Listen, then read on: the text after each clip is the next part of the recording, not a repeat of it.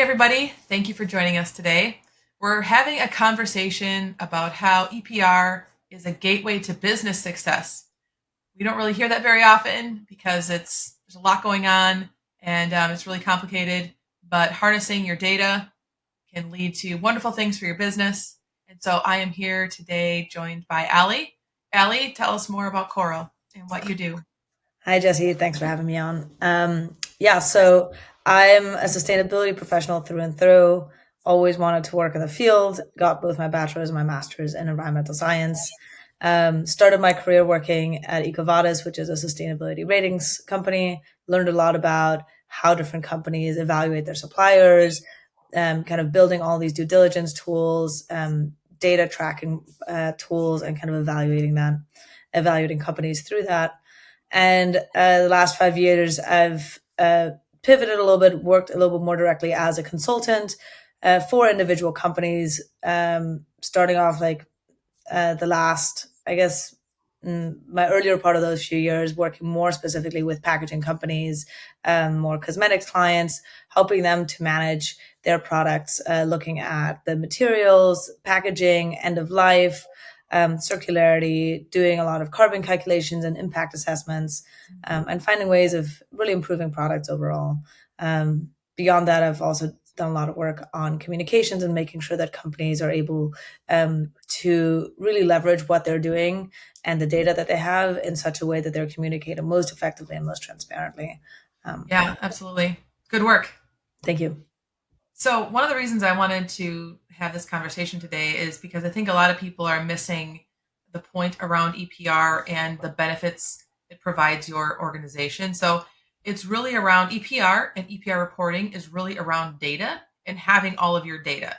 So, ultimately, regardless of whether or not there's an EPR law, you should have all of your data as a way to make decisions for your business.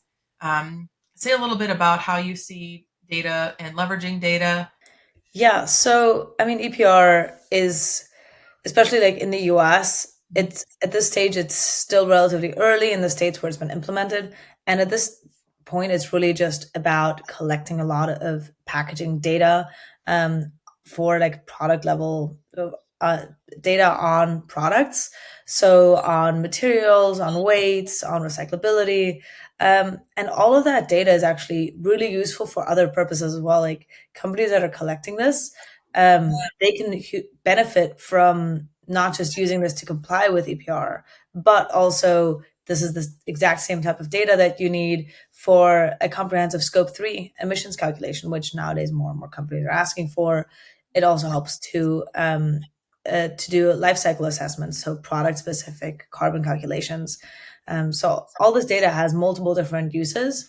And at the end of the day, this data also allows companies to really understand kind of where they might have more impact and analyze where they might have higher fees resulting from this EPR regulation. Yeah, absolutely. So some of the questions that I get pertaining to EPR is like, is this program really going to stick? And from my perspective, I'd love to hear yours too. It's going to stick, right? It's not a federal program. It's really been pushed down at the state level, and right now we have the three states that are requiring reporting: Oregon, Colorado, and California coming up in September, with loads of other states that have pending legislation. So it's kind of picking up steam, but I feel like it's still a little bit.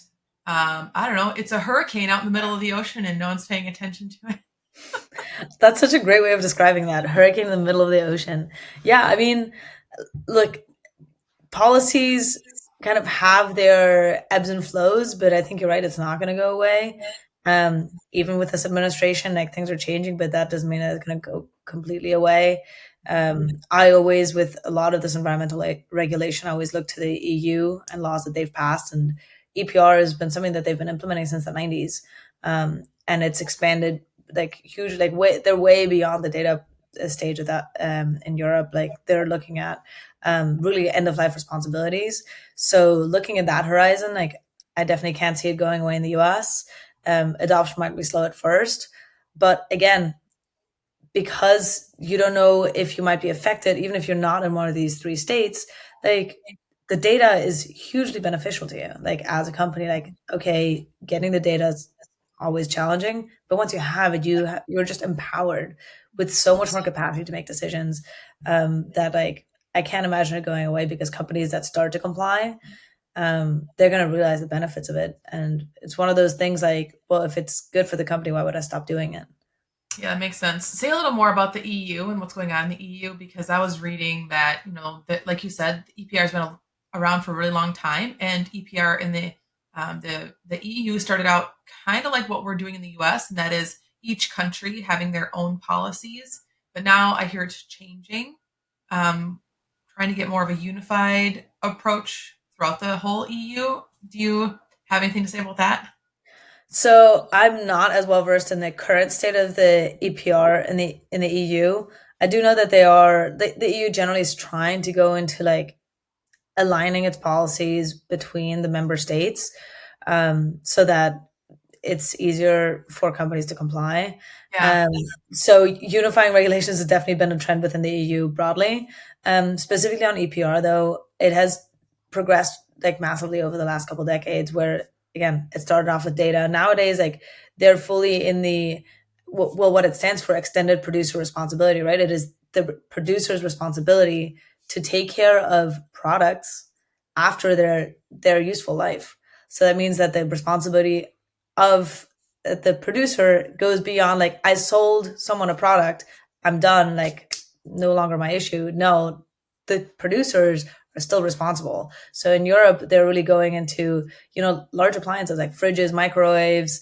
Like if you are removing one from your home that you purchased in the last, let's say, five years, the company that sold it to you is responsible for taking it back, and they have to deal with end of life.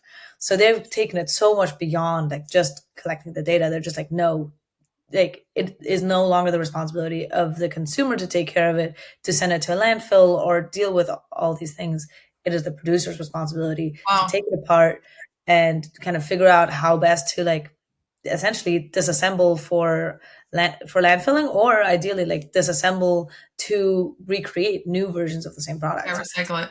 Well, that could actually be great because I feel like appliances that are 20 years old last forever. And if you get something nowadays, it lasts for 2 to 3 years and that's it. And you're done.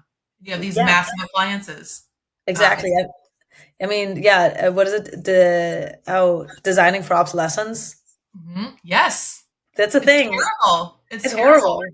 And Hmm. companies have been like, Apple has been fined like millions of dollars for this. Like every company tries to do it because they need to sell more, right? Like if Yeah, you make a product that lasts 20 years, you're not going to have a repeat customer. If you make a right. product that lasts 3 years, that consumer is going to come and spend 5 times as much. Yeah, well, it's wild. Yeah. Um, okay, so back to food and packaging. Um, Maybe we should talk a little bit about the basics of EPR and the concept of EPR, because a lot of people are just seeing it as fees. They're not really sure where the fees are going. They're not really sure, the background of it. So, can you kind of walk us through the intention and kind of it how it's going to work or should work? Yeah, I mean, that's definitely a little bit challenging because in the US, right, like each state Yeah. has its own version. I believe Maine has uses its fees to um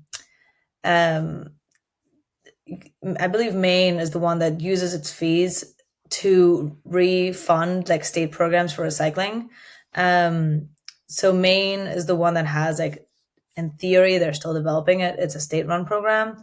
In Mhm. Oregon, Colorado, and California, they're led by organizations, so the fees go to fund those organizations and allow for, theoretically, for those organizations to expand on their recycling programs and on like basically like end of life. And Yeah. kind of that's kind of the idea right now, that so the fees that companies have to pay for the materials that they use, like if they are not recyclable, then there's a fee on the products, right, or the Yeah. packaging. So Yeah. those fees theoretically go into like supporting more recycling based infrastructure. Each state is of course different, and I'm not sure how it's gonna shake out.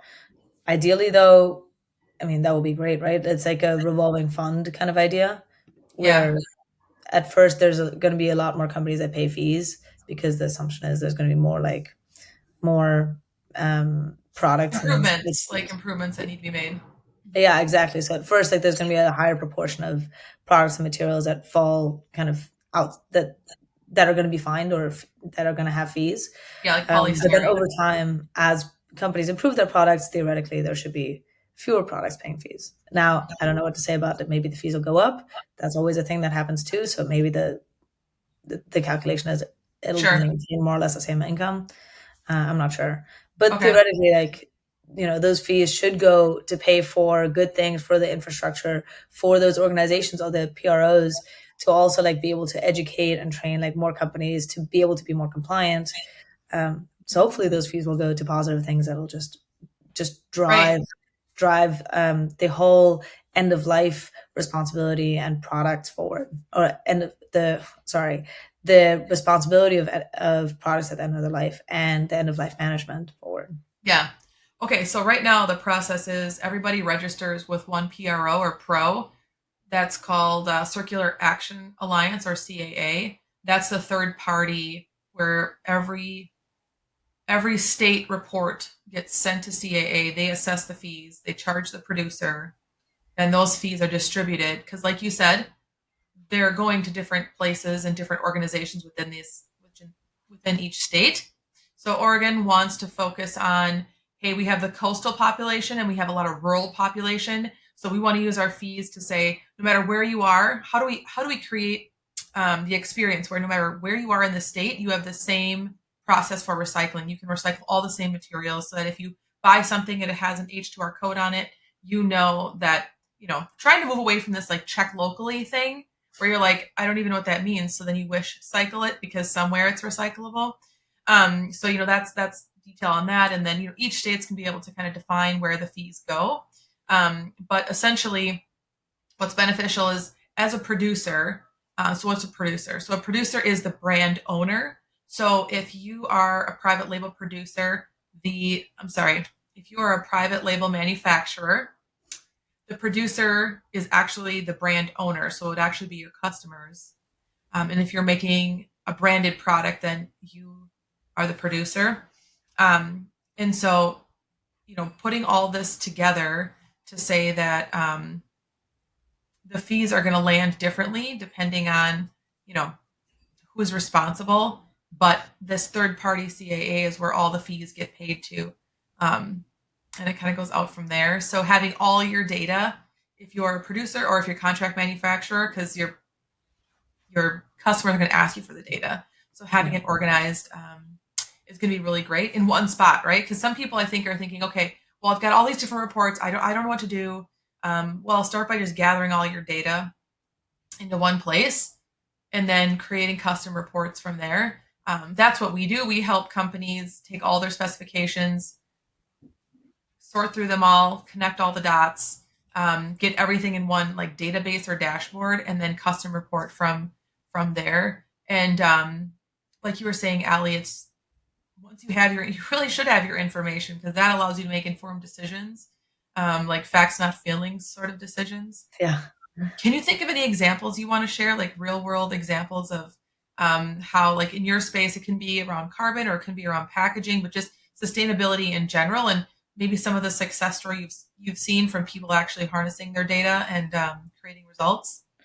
Yeah, actually, there's one that comes to mind. I didn't work on this. It was I went to a talk on in New York Climate Week a couple years ago, and it still stands out in my memory. Uh, the the chief sustainability officer of IKEA was there that day. There was a panel of different companies talking about mostly around carbon accounting and what they had done, specifically around scope 3.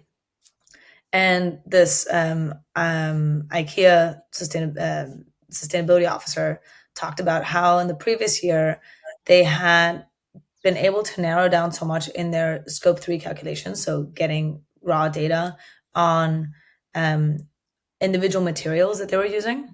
They found that I'm going to butcher the numbers a little bit, so don't take me at my word, but basically the materials made up something along the lines of like 15% of their overall scope 3 emissions.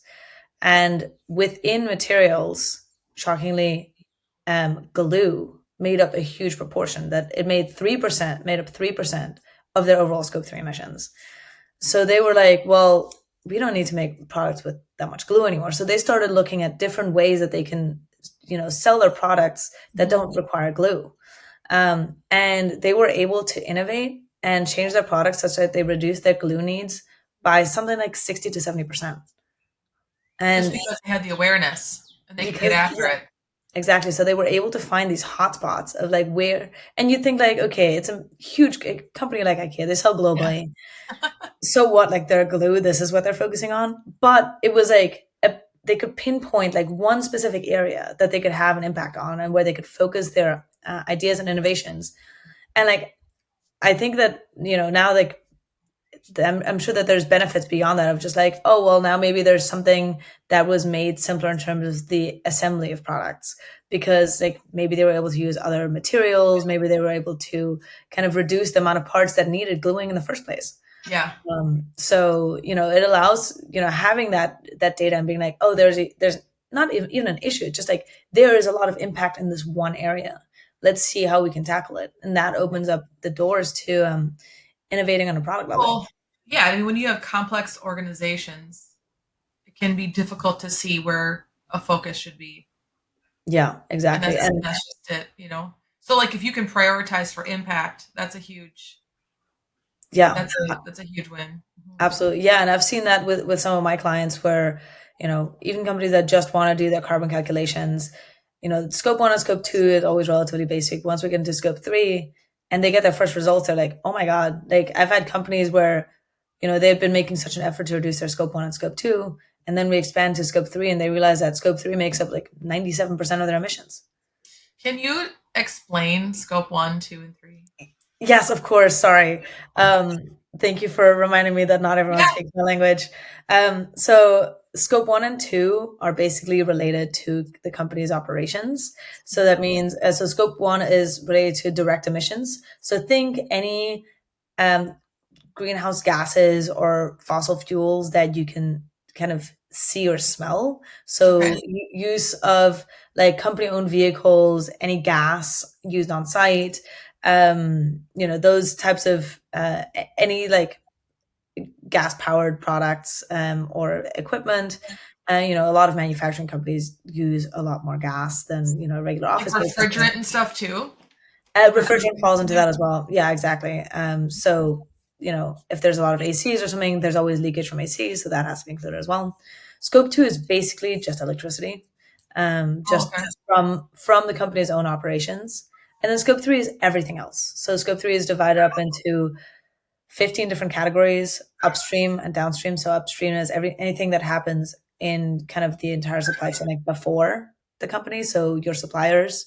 Um, and then downstream is anything related to like downstream transport, like once you have a product, you sell it to or send it to warehouses or to clients. It's about how clients use the products. That's where the end of life part comes in.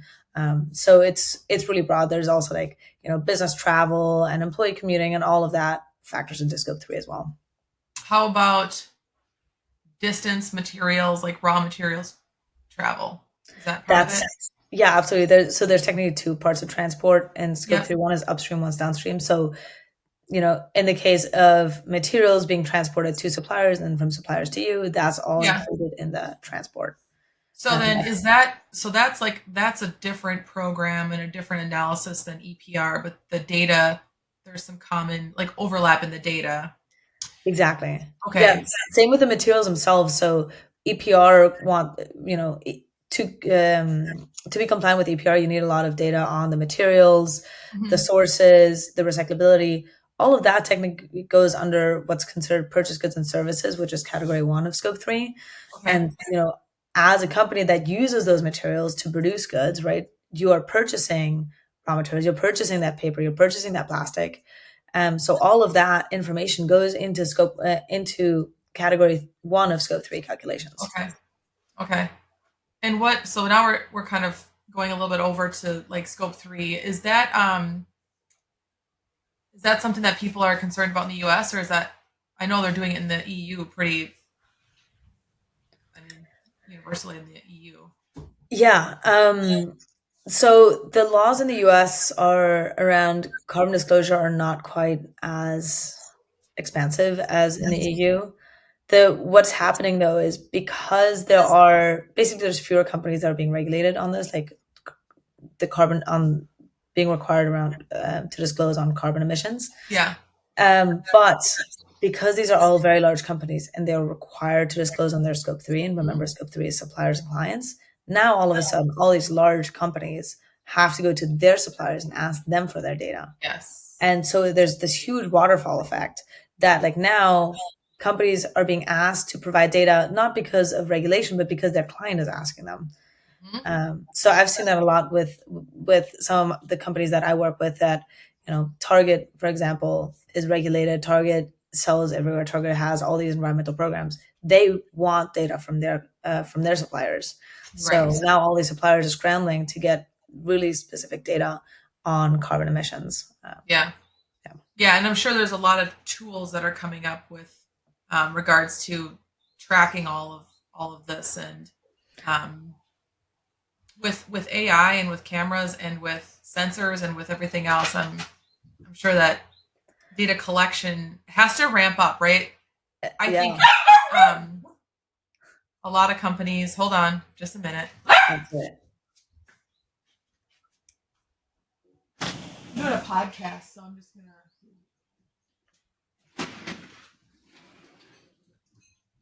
You keep her from barking. That'd be great.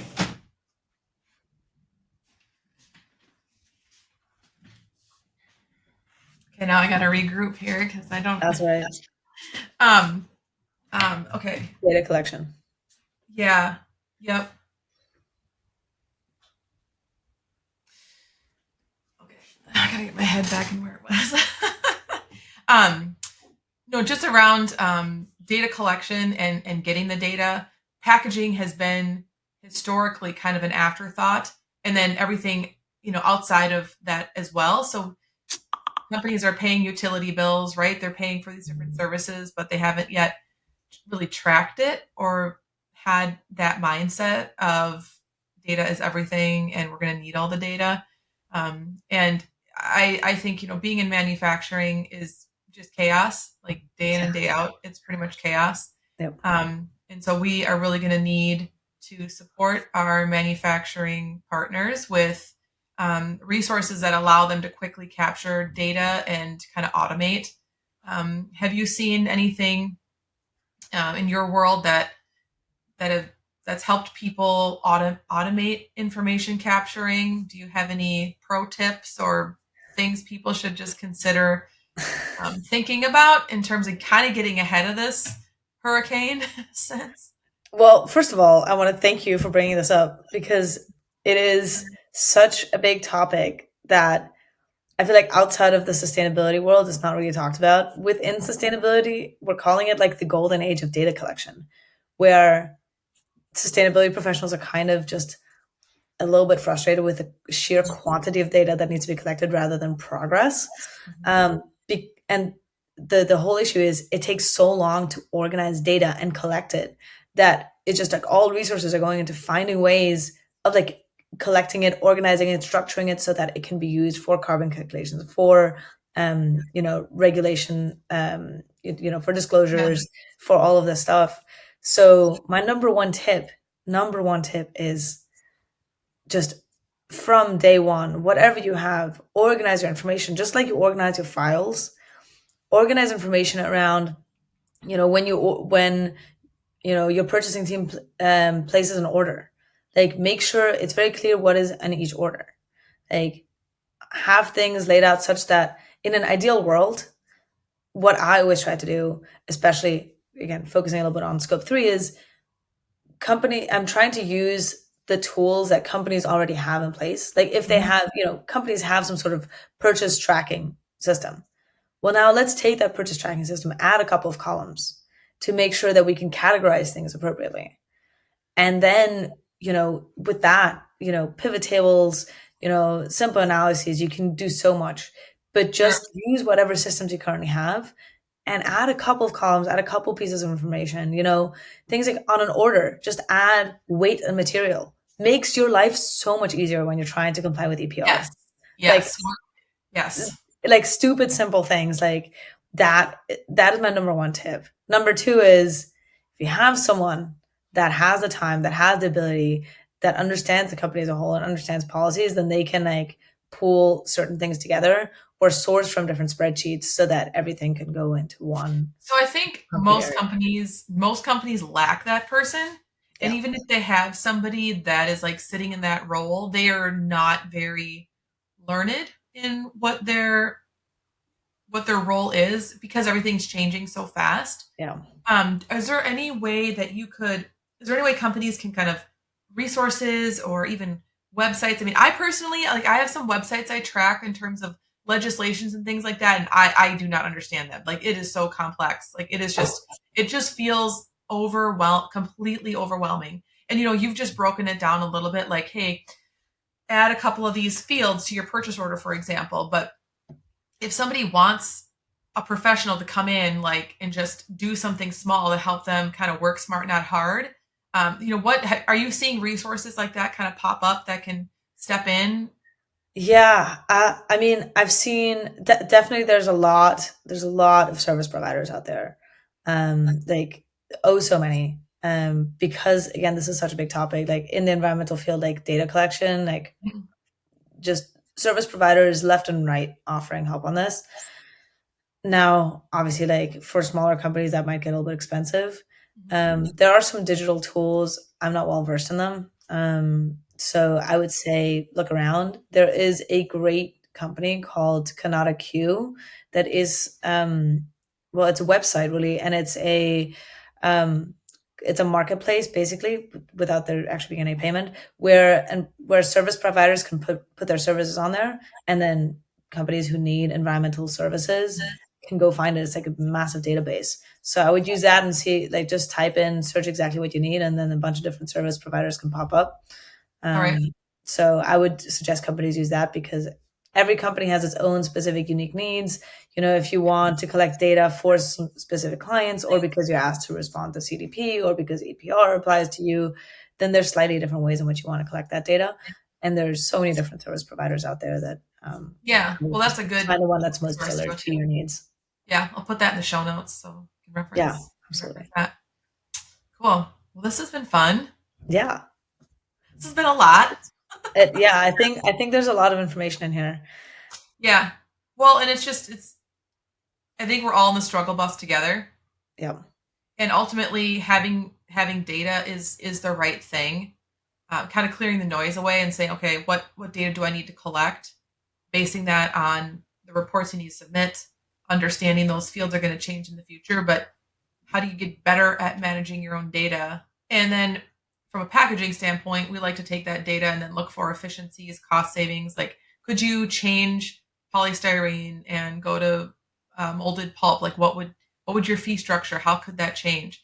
So finding the right partners who can actually do those analysis for you, and kind of help calm things down, but also understanding that this is the time to start experimenting with what procedures and processes and people and tools you need Yeah. so that as these other states turn on their EPR laws, you don't wait for the hurricane to hit shore before you start, evacuation process. Yeah. Yeah. Before you I love start, that. I love that you're keeping that metaphor up. That's so great. right, it's a pretty good one. It's a hurricane metaphor. Yeah, I love it. I mean, like to be honest, like that's like a lot of environmental regulation. Like people don't pay attention until all of a sudden, like it's like a dire need. Like, oh my God, Yeah, I need to report in 2 months on my projects for the last year, and guess what? I haven't done anything. yeah, because there's in manufacturing or in running a business, there's 75 things that need to be addressed, and you need to pay money, and you need to like set aside funds for. And so if it's not the thing that's screaming the loudest, or it's not the thing that's going to lead to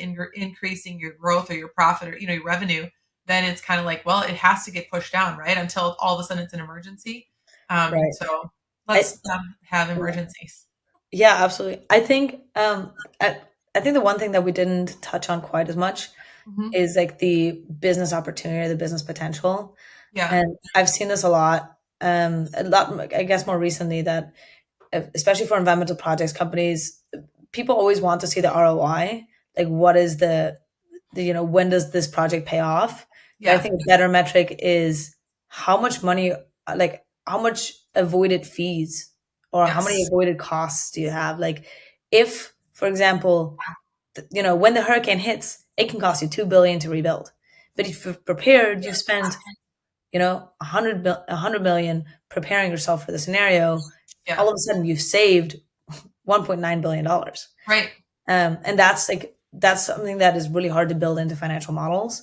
It And is. in kind of a similar way, this EPR regulation, even if it doesn't apply to specific companies, I think there's a huge benefit to companies just using kind of this gold mine of data Yes. to make better decisions, to make better products, to open themselves up to a wider range of clients. Maybe there are some companies that desperately only want to buy products that are basically like EPR approved or that have that have met all the requirements, and it just Yes.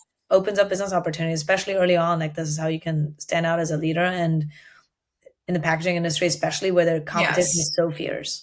Well, and you don't know when it's going to get to the point where retailers say if you aren't complying with EPR, if you're not doing, paying your fees, you can't sell here. I mean, that's what it's like in the EU, right? I mean, we're probably a lot further away, but there are instances in the EU where if you're not paying your EPR and you're not complying, you can't sell at this retailer. Yeah, So it's not going away. Get your data organized. We can help, both of us, right? We take questions. We can help with data. yeah, And just start exploring, right? Start exploring what data management means for your company.